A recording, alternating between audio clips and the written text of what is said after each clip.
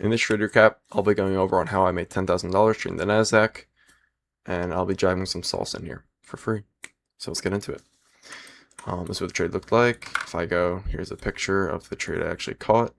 Oh, you can't even see the P&L, 10,522. This was the exact entry, 779, 29042. You see 779. I trade rejection blocks, so I'll basically be going over the rejection block I used to take this trade, some confluences why I took this trade, how it went down. So here's the trade. We have an hourly gap, hourly rejection out of the gap with a candle closure above the gap, as adding more confidence that this will play out. We have CEs almost aligning, which gives you more confidence and confluences that this trade will likely play out, because CE on CE is like perfection in my eyes. So I see that we have a rejection block, fair value gap. We have a rejection out of it. Right up the CE, you don't have to scale down because the CEs line up already.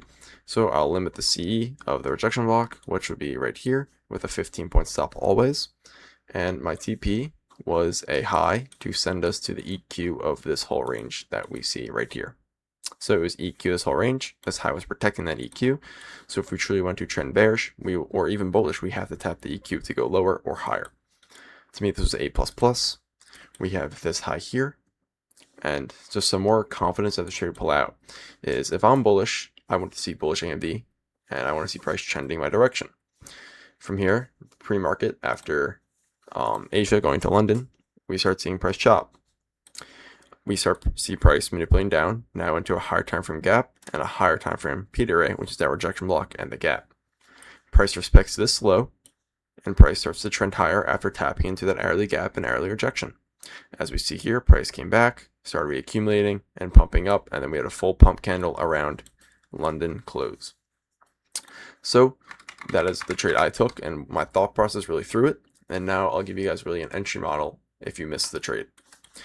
So after we seeing that this low didn't get taken, and that your rejection block, say you're either not your setup at the time or you're scared to take it and you want to see a reaction, you could see that price was obviously right manipulating down, and we know manipulation is over by confirm breaker structure, which would be right here.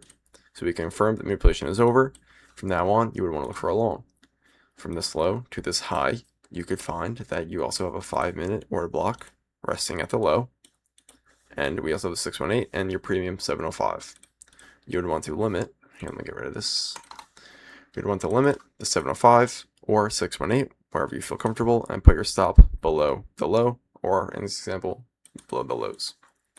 You could still have your target as either accumulation highs or your full main draw on liquidity, which would be this high up here.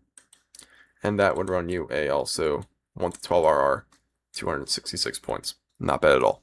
That will be the video. If you guys have any questions, concerns, comment below. I have a free Discord in my bio and a WAP link in my bio as well for a 2-on-1 mentorship. Have a good day.